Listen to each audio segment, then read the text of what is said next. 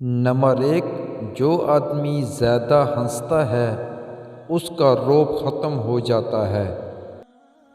Number 2، جو مزاح زیادہ کرتا ہے لوگ اس کو ہلکا اور بے حیثیت سمجھتے ہیں۔ نمبر 3، جو باتیں زیادہ کرتا ہے اس کی لرزشیں زیادہ ہو جاتی ہیں۔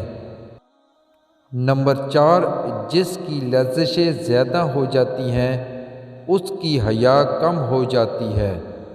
نمبر 5، جس کی حیا کم ہو جاتی ہے اس کی پرہیزگاری کم ہو جاتی ہے۔ نمبر 6، جس کی پرہیزگاری کم ہو جاتی ہے اس کا دل مردہ ہو جاتا ہے۔ حضرت عمر فاروق رضی اللہ تعالی عنہ سے روایت ہے کہ رسول اللہ صلی اللہ علیہ وآلہ وسلم نے ہمیں صدقہ کا حکم فرمایا۔ اس وقت میرے پاس کافی مال تھا۔ میں نے کہا اگر کسی روز میں حضرت ابوبکر صدیق رضی اللہ تعالی عنہ سے سبقت لے جا سکا تو آج کا دن ہوگا۔ پس میں نصف مال لے کر حاضر ہو گیا۔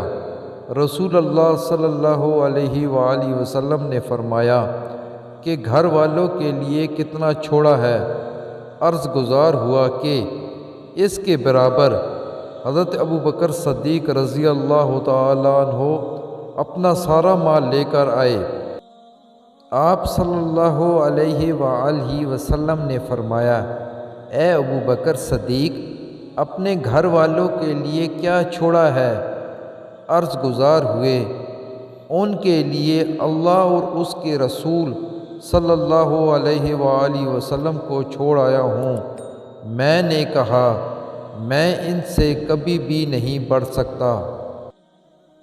حضرت عمر فاروق رضی اللہ تعالی عنہ نے ارشاد فرمایا، تقوی کے بغیر عقل درست نہیں ہو سکتی، انصاف کے بغیر بادشاہت درست نہیں ہو سکتی، مالداری کے بغیر سخاوت درست نہیں ہو سکتی، علم کے بغیر فضیلت درست نہیں ہو سکتی، خوف خدا کے بغیر کامیابی درست نہیں ہو سکتی، قناعت کے بغیر فقیری درست نہیں ہو سکتی، امن کے بغیر خوشی درست نہیں ہو سکتی، عاجزی کے بغیر بلندی درست نہیں ہو سکتی۔